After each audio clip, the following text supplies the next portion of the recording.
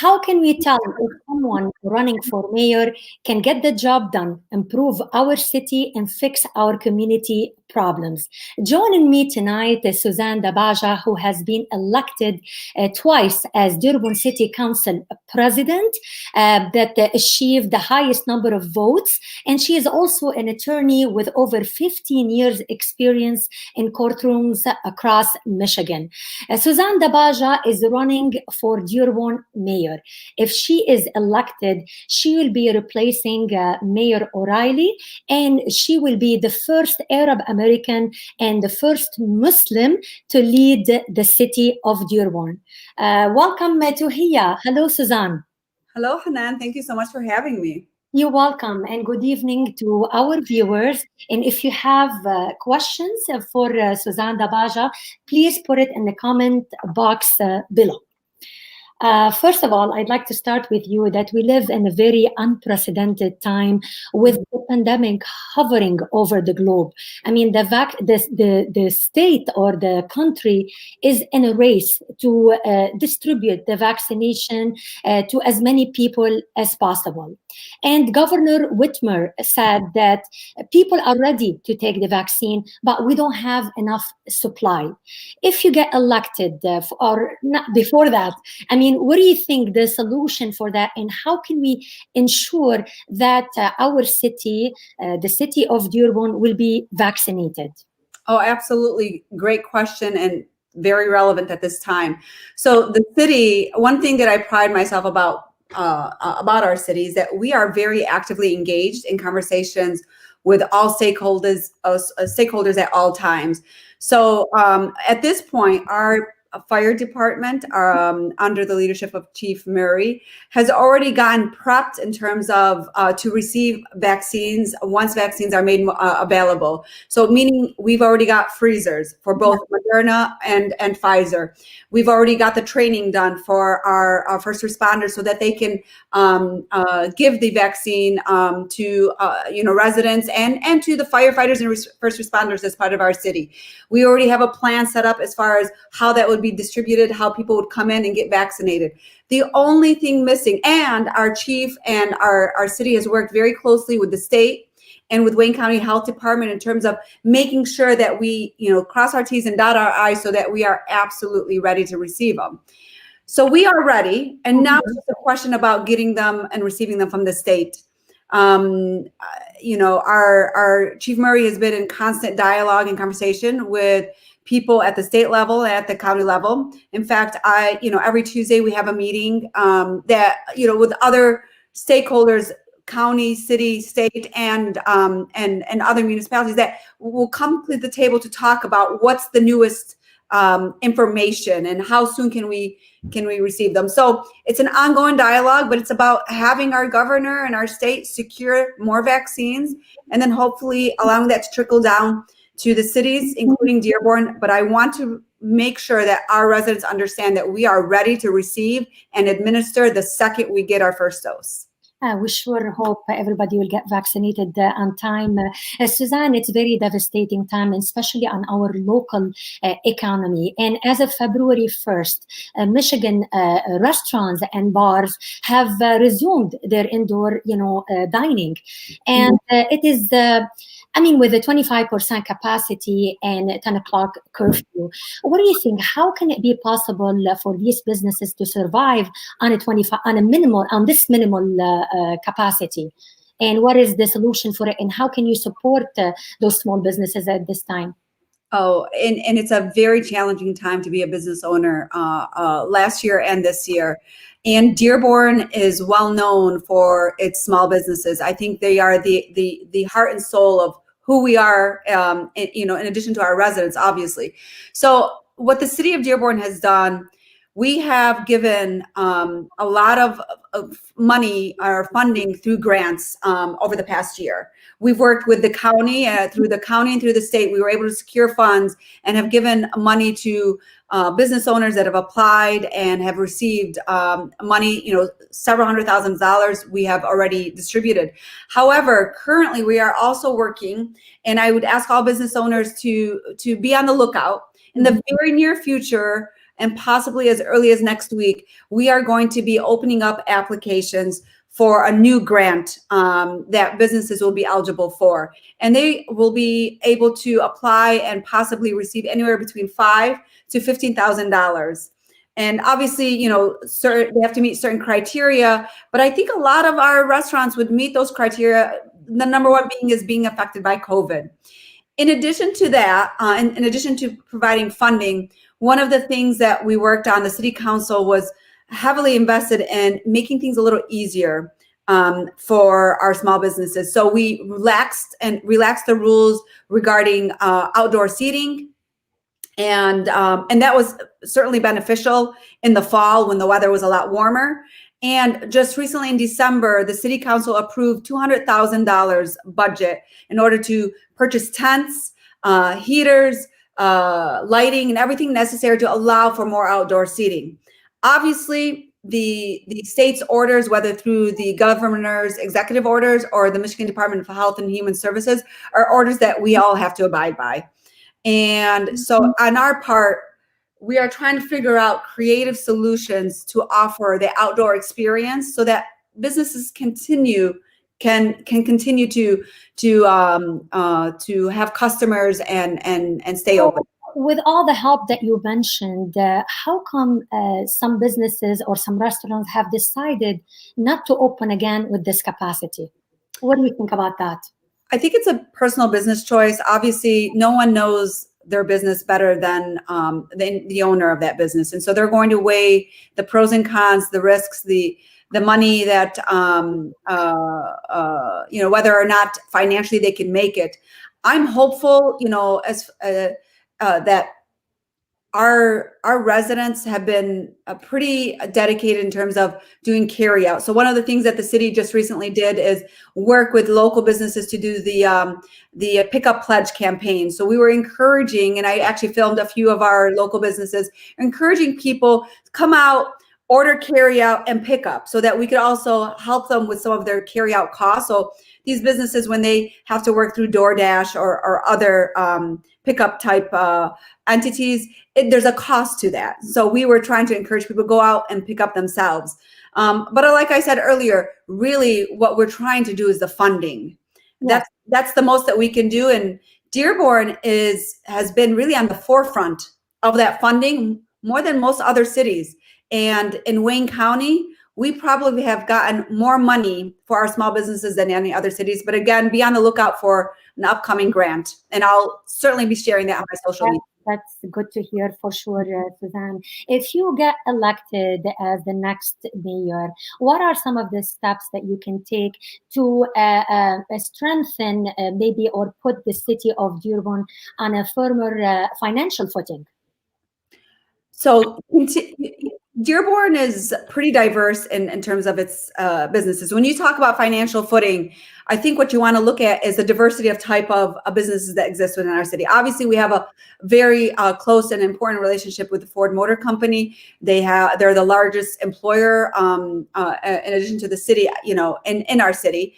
And so it's important to maintain that relationship and that presence, but we don't want to only rely on Ford. It's about building relationships and maintaining and continuing the ones that we have in existence with our employers within our city, and giving them incentives to continue to do business here in Dearborn.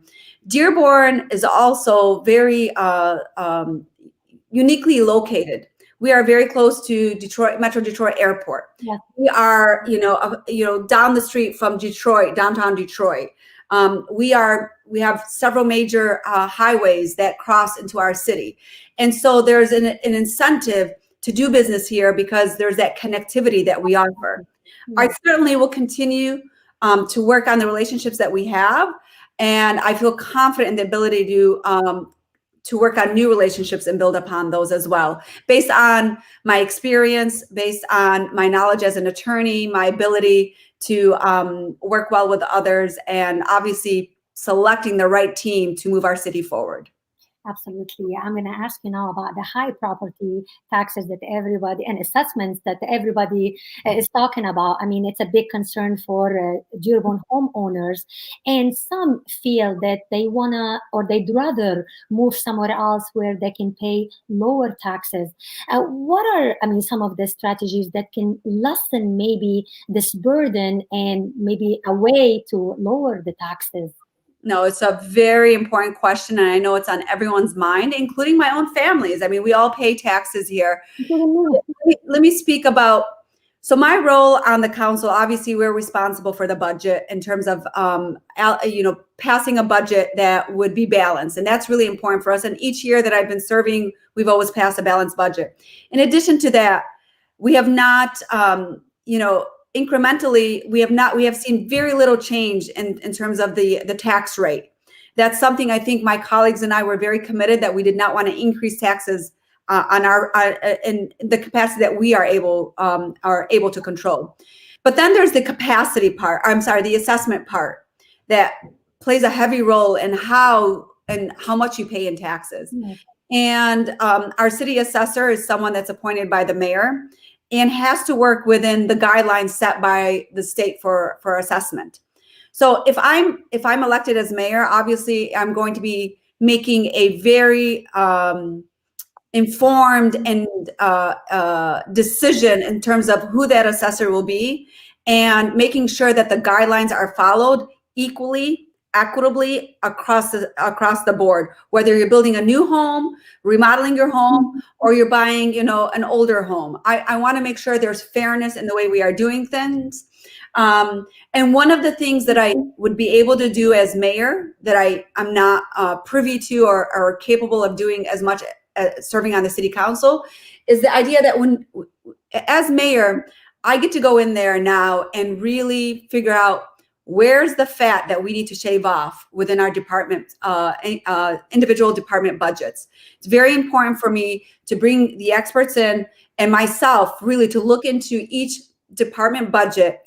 And when you are part of the day-to-day or operations, you get to see something that as a council person, you don't get to see, and figure out what it is that we need to shave, because we definitely need to work on the tax issues. And my promise is to decrease those if I'm elected as mayor. So you think it is possible to do that for sure?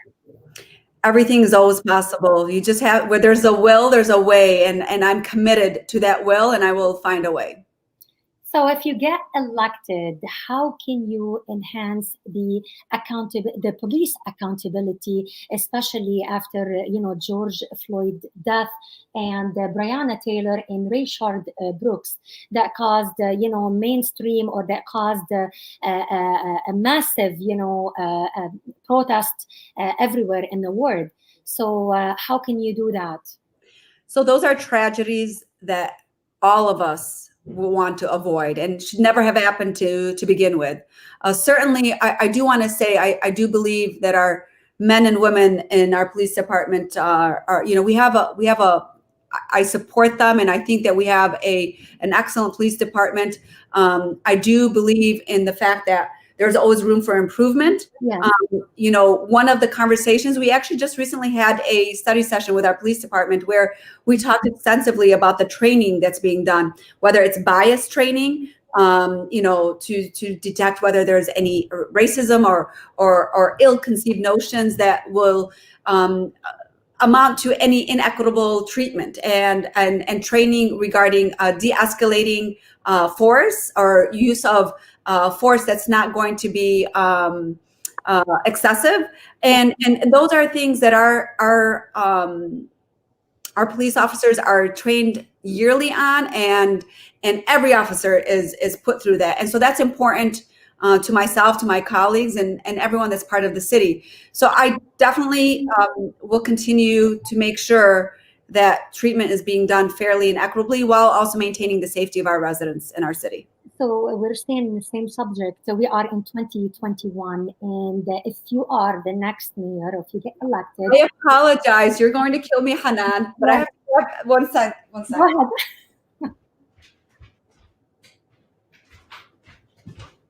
When you're on Zoom all day, you don't realize that your battery can be running out. And I didn't even realize that. I was in Zoom It's fine. It happens. It happens. I thought I was ready all day. All right, I'm sorry. Go ahead. Okay. So my question would be, we are in 2021. If you are elected as the next mayor, will you be looking forward into trends that will shape law enforcement and public policy? I will be committed to looking at what would be in the best interests of our city.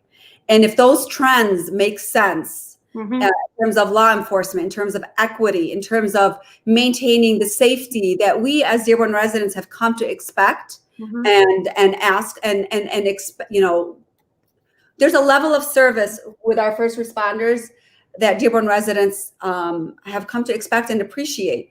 And so obviously if there are trainings that need to be implemented, if there are dialogues or conversations that need to be had, if there are programs that we need to be enlisted or a part of or researching, then I am definitely committed to doing that.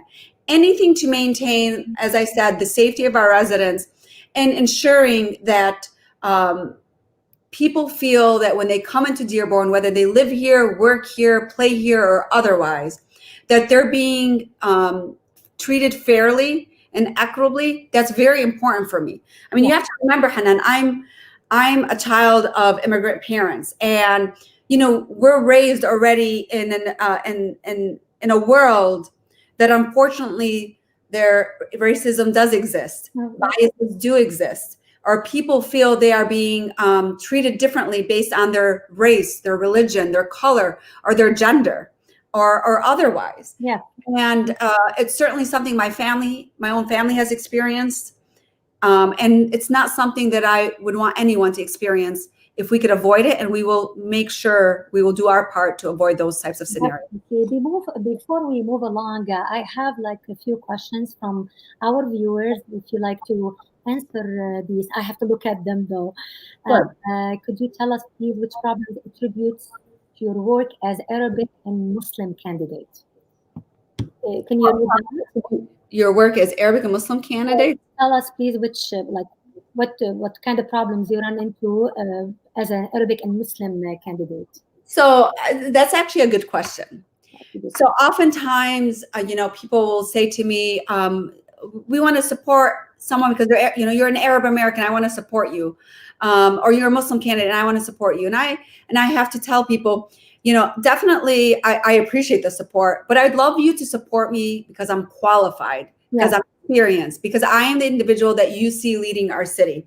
It's not enough to just share, you know, a cultural background. You want to make sure whoever is elected into that position is going to be able to lead our city in a way that would allow for its growth and its success. The other thing, as a candidate, as an Arab American candidate, I want people to understand that all people will have a voice through my administration. Whether you're Arab, non-Arab, you know, white, black, whatever or whoever you are, that individual will have a voice through my administration. And I say that why? Because also there's this concern that might come to mind where people say, okay, if it's an Arab American mayor, is he or she going to only cater to the Arab American residents? Or is she going to only focus on one part of town versus another part of town? Absolutely not. I see myself serving in the same manner that I've served over the last 7 years as council president. I have really served with a balanced hand and have shown time and time again that I'm fair and equitable and that I'm there to make decisions that I feel would be in the best interest of all of Dearborn and serving all our residents, really not catering to any special interest groups, because I live in the city. My children live here. My parents live here. I choose to live here because I believe in Dearborn, and I want to make sure that that success and that love for Dearborn continues. So we have another question for you from Samia Al-Zubaydi. How does it feel being the only woman running for this seat? Why not many women run for public offices, especially that seat? Well, I'm honored to be the only woman running. I would encourage more women to run, obviously, for all elected positions. I do feel that women tend to be great at multitasking, great at being a balanced leader, and really listening and incorporating all interests to really reach the best interest moving forward for all stakeholders involved. When I was elected as a council president, people assumed I was the first woman. I was actually the second female council president, the first being back at 1977 when I was born. And I was a woman serving with 6 other men, and I was their chairperson. I led that meeting. And I enjoyed working, and I continue to enjoy working with each of my colleagues. I think women in office really can accomplish a lot. And I'm hoping that, I heard from a lot of fathers and mothers, but fathers would come up to me and say, you give me hope. You make me feel like my daughter can do it. And those are the things I love and enjoy hearing, because then it gives me a sense of purpose, not only, serving my city, but it's also allowing girls to understand that they can do it too. And I hope that they believe in themselves and reach out and continue to shatter our glass ceiling. That's great. I'm going to talk about the environment. I know the city council passed an ordinance to reduce the air pollution. That was a big concern for the Dearborn South End residents. And what do you think about as far as preserving the environment? Where do you see Dearborn falling short? And if you get elected, where do you see your role doing something to preserve the environment? So the environmental subject is a subject that I feel is near and dear to myself and my family. I grew up in the south end of Dearborn. I lived there for my entire childhood and part of my adulthood. My grandparents still live in the south end, and I have quite a few relatives and friends that still live there. So it's important to me, not only as a council president, but as a family member of many who still continue to live in that area. And overall, the city of Dearborn residents are affected by any pollution that occurs, whether it's in Dearborn or anywhere within our vicinity. Environmental pollution is a responsibility of our state government. It's the responsibility of our state legislature and the administration that exists. And so it's been difficult getting many changes on the state level. And that problem still doesn't, or that difficulty doesn't make it less of a problem for those residents that are suffering as a result thereof. So one of the things that the city council did last year, over the course of a year or so, we really worked hard to try to come up with an ordinance that would allow us, based on our resources and our capabilities, because you have to remember, our tax dollars, when we're paying taxes, that's where the state needs to step in and do their responsibility. Yeah. It's not the city's responsibility to figure out the environmental solution. Okay. But we did take it upon ourselves. We came up with an ordinance that tackles fugitive dust as a nuisance. And the reason that we did it that way is because that's something that we can enforce. We've dedicated an inspector specifically for that, and he's responsible to take in complaints, visit businesses that are creating a nuisance through fugitive dust or otherwise, and tackle that issue. And I think that's the first of its kind here locally. I know Detroit and Chicago has something similar, but in essence, most municipalities don't have something like that. And what I'm hopeful is that this is just the start of something that we can build upon. And I am grateful to the South End residents that were heavily involved in the conversation that took place, and that will continue to be involved in what I hope to be an evolving position that the city will take on this. Thank you for your answer. And before we answer some of the questions here on the screen, I would like to take a break, and we will be right back with Suzanne Debajة.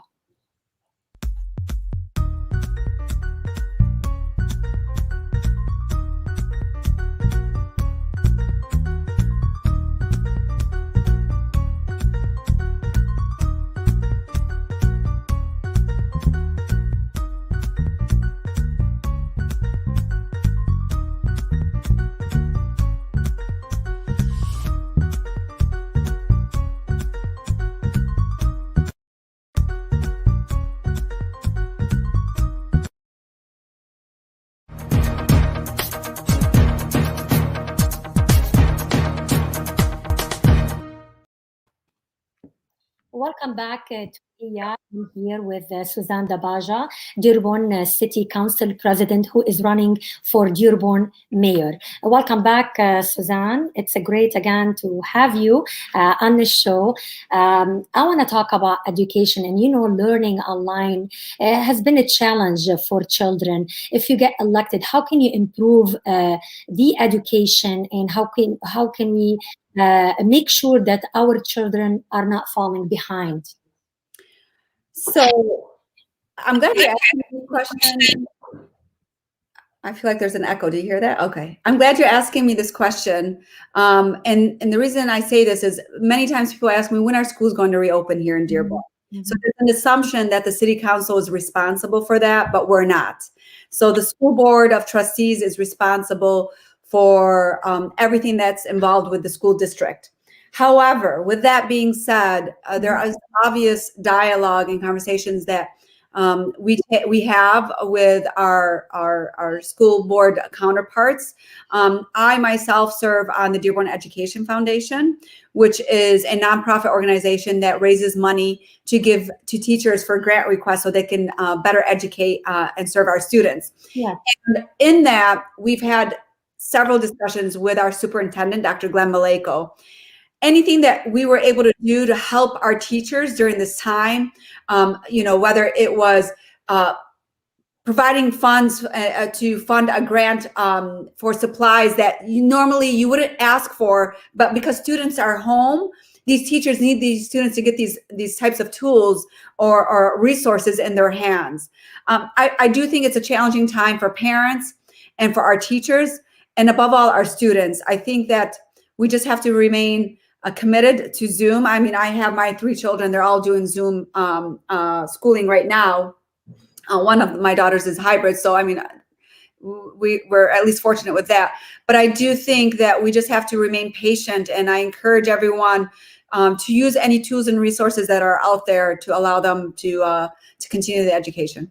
I think this pandemic have made us think out of the box, and if we can come up with ideas, to make it more, the learning experience, make it more interesting for children, would be amazing during this time for sure. I agree. Yes, and you have 5 opponents that are running against you. I want to ask you, what distinguishes you from the other opponents, and what do you think you can do other opponents or other candidates cannot do? Well, I think my record is unmatched. I have been leading the city council for the last 7 years as the council president. My role is also as mayor pro tem. So I am heavily involved with our department directors. I am in constant contact with things that are ongoing within our city. I have the most recent and relevant experience. We have had much success over the last 2 terms that I've been serving as a council president, but it was not without its challenges. And I understand the challenges that our city faces. I also understand what has been the cause of our success. And a major role in that is the relationships that we built, whether it's with our residents, with our business owners, with other important stakeholders at the state level, at the county level. Those are relationships and conversations that I've been involved in and will continue to be involved in so long as I'm able to play that role. And obviously, I've been the council president, but it's an entirely different role to be the mayor of the city. Yeah. So sometimes I'm asked, what is it that you're running as mayor right now? Why not continue on city council? So there's only so much I can do as the council president. As the mayor, there is so much more that I can be involved in to make sure our city is successful. I'll give you an example. We worked over the years with public-private partnerships, like for example, the Wagner Place project on Michigan Avenue, that's been quite successful. Had it not been for the commitment by the city council and our mayor and Ford Land, we wouldn't have those beautiful buildings there and the new businesses that are coming in there. We built, the city council was committed to the funding and the building of the parking deck that allowed for that type of project to take place, for Ford to invest the millions of dollars that they did within our city. So, you know, above all, I have the most recent and relevant experience, and I've also proved to lead with an even and balanced hand. In 7 years, I challenge anyone to look at my record and find where I have not tried to be the most fair, most equitable, and to have listened carefully and really weighed all the options on the table, really taken into account all the ideas, the opinions, the positions, and tried to come up with something that I truly felt was in the best interest of our city. Yes. Throughout your 7-year tenure as Dearborn City Council President, you have tackled many issues concerning the city of Dearborn. How can you, if you get elected as a mayor, how can you try to lead the city to an innovative future? And what do you think, or are we going to this idea of live, work, play, where we see in other municipalities? Absolutely. So one of the things when I first ran for city council, I ran on the idea that Dearborn should be a place where people can live, work, and play. So it's interesting that you would bring that up. We have a lot of people that have been lifelong Dearborn residents, but we also have a lot of new residents and a lot of people that work within our city and, come in and come out. And so you want to make sure that the decisions being made not only are, that we consider all stakeholders, because a city that just relies on its residents alone will not see growth and success. A city that relies on outsiders coming in and working and then leaving our town will not see success. And at the same time, those that come in just to use our services, or visit our theaters or otherwise and leave, also, if we rely on those alone, there will not be success. It's a collective whole. And I talked earlier about building relationships. A lot of the success that we've had over the last few years, decade or so in Dearborn, is about having such a credible and trusting relationship or position, with other key stakeholders throughout our city. Mm-hmm. We work well with our state government, with our county, and our federal government. We have a wonderful representative, Congresswoman Debbie Dingell. But it's being able, when there's a challenge that comes forward and we need to be able to have that conversation or a dialogue with somebody on the state level or at the federal level, having that reputation as a city that is, where there's a will, there's a way, being committed, when you make a decision, being committed to your position and working towards that position, that's a reputation that I plan on maintaining for our city. That is why we've been so successful bringing in a lot of grant funding, whether it's through our fire department, our police department, or our libraries or otherwise. That's why during this pandemic, our city has seen an influx of grant funds coming in. We recently, and I showcased this during my last forum, we're able to secure about a little over $500,000 for our Dearborn residents and able to help them pay for COVID-related expenses related to their homes, like mortgage or rent or utilities, if they were affected by COVID. Not many cities were able to get those funds, but Dearborn was. Yep. And it's about relationships, it's about credibility, it's about trust, and it's about being able to show the work ethic that we've shown over the course of the last decade or so. And I'm committed to that. And I was part of that, and I will continue to be part of that. So what are some of the initiatives that you would work on to bring more businesses to the city and more employment opportunities? So I definitely think on the state level, there's a lot of conversations that can be had. Mm-hmm. In investment. Whoever is in charge of our economic and community development department will play a heavy role in that alongside with me. And it's important to understand what resources exist to provide incentives for our businesses, for businesses to open up here or to continue to have their business here in our city. One thing that's important to me also is maintaining relationships that are public and private in nature, if public alone can't make it happen. And for example, an indoor soccer facility is something that I think is I've been very much interested in bringing within our city. And I think maybe publicly, in terms of the finances that are involved, it may not have made sense yet to the city of Dearborn to do it. But I know there's been a lot of private interest in having an indoor soccer facility. And I only say that because, soccer obviously is very popular. Yeah. And a lot of our Dearborn kids go to other neighboring cities, sometimes 45 minutes away, so that they can have they're paying so their children can play in there. While we can do that here within our city. And also it can be a profitable thing for our city. And so those are some of the things that I'm looking at, but obviously as the campaign rolls along, there'll be more information that I'll be releasing about some of my ideas. I'm sure the parents and the kids would love that idea for sure.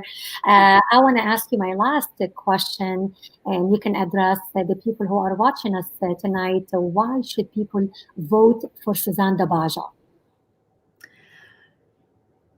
I would ask people to support me in this endeavor because my heart is in it. I have been very committed to the city of Dearborn. Was born and raised here. I am raising my 3 children here. I have my own law practice within the city. I have had connections to every part of Dearborn, and whether it's a personal connection or a connection through my residence, I have shown time and time again a committed work ethic that is only meant, and the only goal is to serve my fellow residents and the best interest of the city of Dearborn. I have built relationships and trusting relationships based on who I am and my work ethic and my record that I believe strongly will allow us or allow the city of Dearborn to continue to grow in its success. One of my goals is to retain our families here. Dearborn has a long history of doing that, and I don't intend on having that change. And whether it's figuring out a way to tackle the tax issue or finding ways for people to keep their small businesses open, or just finding and maintaining the numerous services that Dearborn residents are expect when they live in our city. Those are things that are very important to me on a personal level. I could have easily chosen a different path for my career, as an attorney, a more comfortable or easier path. But I've chosen to run for mayor because in my heart, I felt like it was the right thing to do. After spending 7 years serving my residents, I couldn't think of a better choice than to run as mayor. Again, I have recent and relevant experience. I have shown my ability to lead with every interest in mind when making my decisions. I'm balanced and I'm committed. I welcome anyone to reach out to me, whether it's through my website or through the council office or otherwise. I am more than willing to have any conversation and answer any questions. I know this is going to be a challenging year. The individual that's chosen as our mayor of the city of Dearborn this year will really have a heavy hand in what the landscape of Dearborn will look like for years to come. And I'm excited to be part of that process and that future. Well, you seem like you are ready for the race and you are ready for this new journey. Suzanne Debbaja, the Dearborn City Council President, we thank you so much for your time today, and we wish you best of luck on this journey. And we thank our viewers, and thank you so much, and have a great night. Thank you. Thank you. Thank you.